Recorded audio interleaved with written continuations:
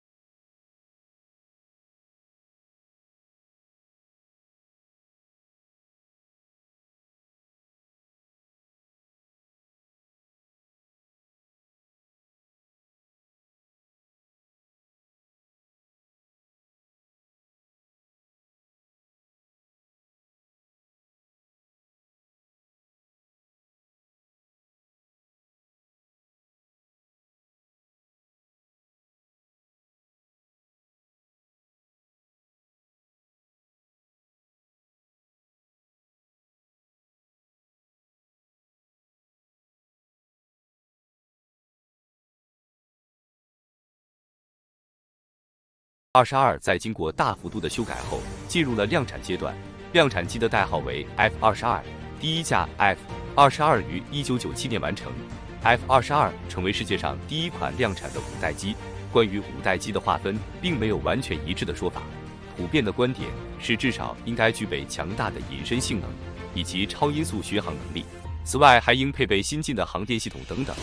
五代机这一概念主要来自俄罗斯。美国在 F-22问世之初称其为四代机。目前，美国的战斗机世代标准已经与俄罗斯一致，世界上多数国家也普遍认可这一标准。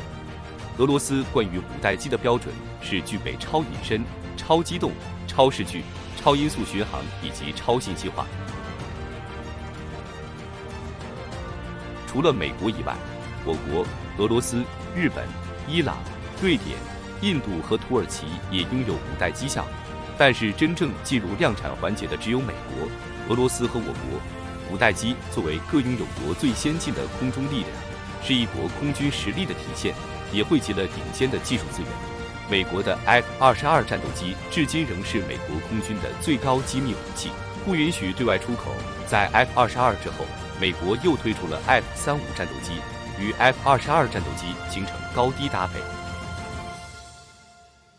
在80年代初期，苏联也决议研发一种新型战斗机来取代米格29和苏2-7。米格和苏霍伊设计局受命推出相应的设计，米格给出的答案是米格 1.44， 苏霍伊则给出了 S-32战机，后来发展成为苏47金雕。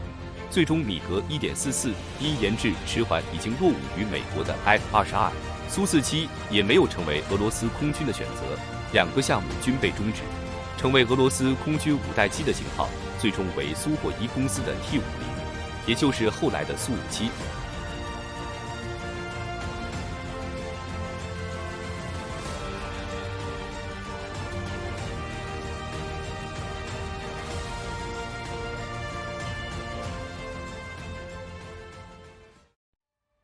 我国对五代机的研发工作起步较晚，但是发展比较快。我国对隐身战斗机项目的研究大致始于1990年代，歼20项目于2007年正式进入研制阶段，汇集了我国顶尖的科研技术力量，克服了诸多技术难题，最终于2011年完成首飞，并于2017年投入使用，成为继美国的 F-22和 F-35之后，世界上第3款进行量产的第5代隐身战斗机。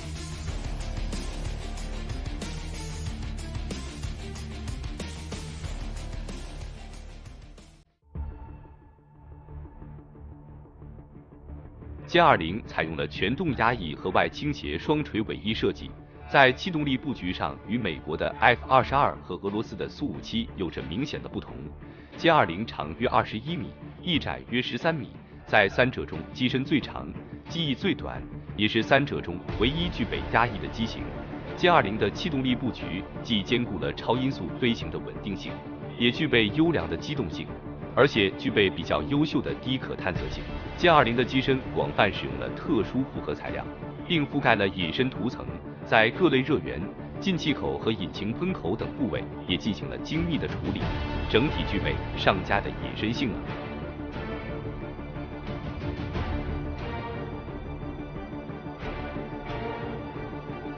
F-22的长度约18.92米，翼展约13.56米。在外形上采用了高梯形机翼搭配一体化尾翼的综合气动力外形。F-22在机身设计上兼顾了超音速飞行和隐身性能，但是更侧重于后者。F-22的采用了先进的隐身涂层，在进气口和引擎喷嘴都进行了抑制红外辐射的隐身设计。量产版本的复合材料使用比例很高。为了满足超音速巡航的需求，机身还采用了大量的钛合金。虽然兼顾了较好的隐身和超音速巡航能力，但由于大量采用了钛合金，导致 F-22的空重是三者中最大的。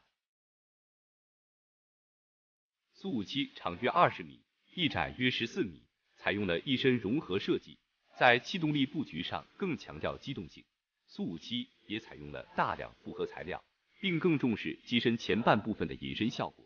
为了减少雷达散射截面，苏57在机翼、天线、进气道、红外追踪等领域都进行了调校和隐身设计，整个机身均覆盖有隐身涂层，驾驶舱盖加装了导电涂层，机身组件的空隙中也添加了导电密封材料。尽管如此，目前普遍认为苏57的隐身性能不及 F-22，但是机动性更好。比较而言，苏57更强调以机动性弥补隐身性能的差距，力图在空战格斗中占据上风。F-22则更强调隐身性能，力图在隐匿中全身而退。而我国的歼-20更强调综合性能，估计在隐身性能上优于苏57，而在机动性上则可能优于 F-22。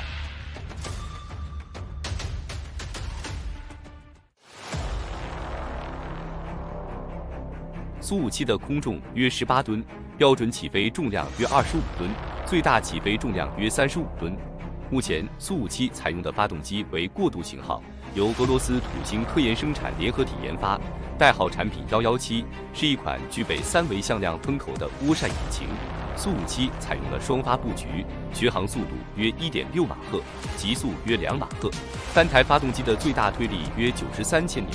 最大后燃推力约147千牛，升限约2万米，最大航程约3500公里。F-22的空重约19.7吨，标准起飞重量约30吨，最大起飞重量约38吨。F-22采用的发动机为美国普惠公司研制 F119PW100 涡扇引擎，具备2维矢量分管。F-22采用双发布局，续航速度约1.82马赫，极速可能在2.25马赫以上。单台发动机的最大推力约116千牛，后燃推力约156千牛，升限约2万米，最大航程约3200公里。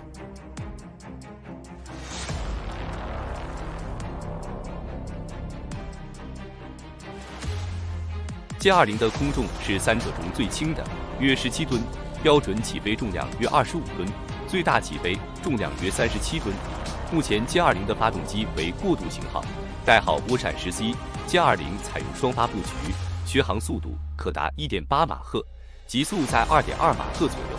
单台发动机的最大推力约89千牛，后燃推力约147千牛，升限约2万米，最大航程约5500千米。未来歼-20将换装更为先进的涡扇15引擎。比较而言，我国的歼-20在机身重量上具备显著的优势，负载能力和续航能力也处于领先水平，超音速巡航能力不亚于 F-22。在换装新式引擎后，整体的性能将得到进一步的提升。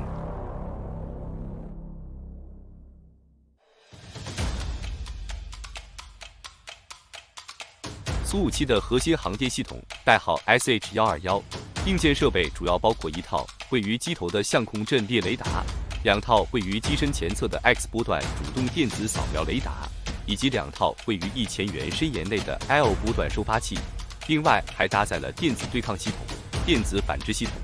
俄罗斯收割者敌我识别系统以及新型的数据链系统。在驾驶舱右前方还拥有一套红外搜索与追踪系统。在前机背还配置了红外线反制系统，用来干扰红外制导武器的袭击。苏57采用了全新的数字化座舱，驾驶员还配备了头盔式瞄准和显示器。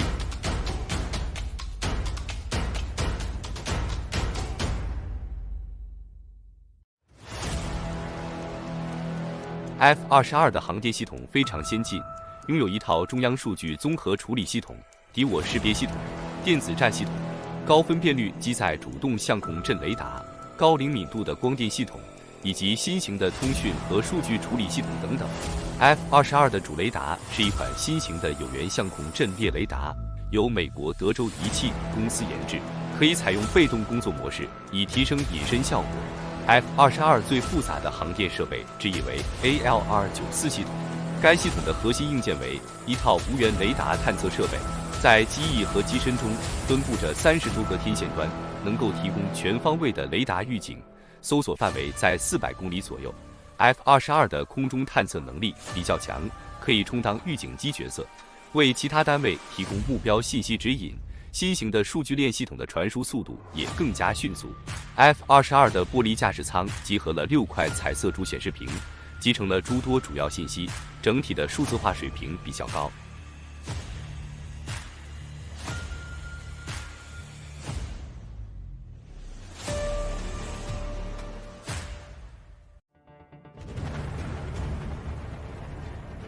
我国歼20的航电系统同样非常先进，采用了中央集成系统，配置了各类先进的传感器组件和光电模块，采用了新型的有源电子扫描阵列雷达和通讯组件，能够与多个平台共享目标信息。机上还搭载了先进的无源追踪设备，能够为驾驶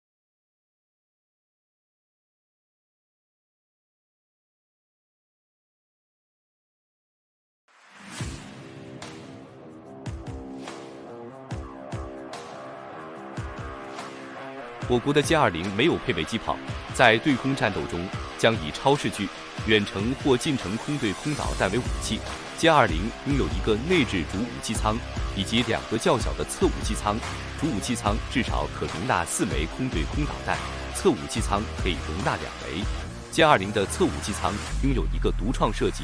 可以在弹体弹出后关闭一部分舱门，来保证气动力外形的平顺。歼-20采用的空对空导弹具有射程上的优势。以霹雳15远程空对空导弹为例，其射程估计可以达到200公里到300公里，速度可达4马赫。而美国的 M120D 空对空导弹的射程则在160公里左右。霹雳15还具备数据链修正能力，可以在飞行途中改变攻击的目标。我国的各类尖端导弹武器均具备顶尖战力，足以为歼-20在空战中建立稳固的对抗优势。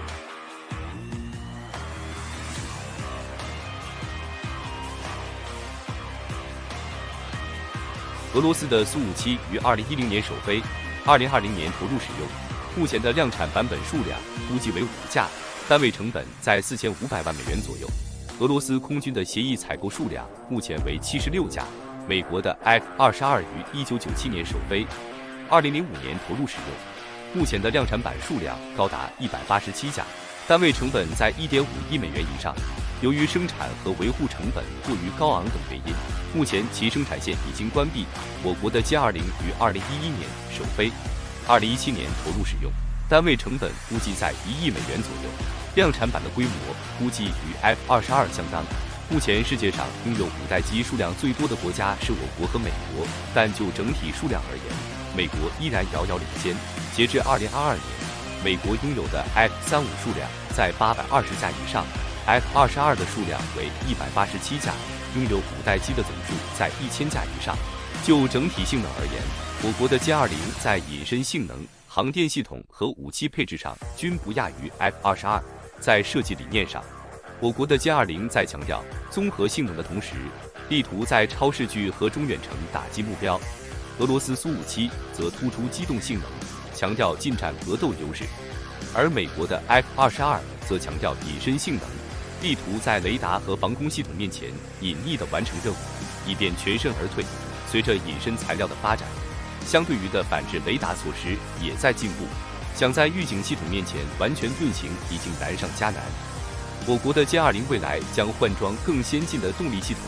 未来的改进型号和迭代版本也必然更加先进。在现代战场上，无论多先进的武器装备，都是综合作战体系中的一员，都需要多个兵种和平台之间的配合，才能发挥最大的效能。随着我国国防实力的不断提升，更多的尖端武器也将展示在世人面前。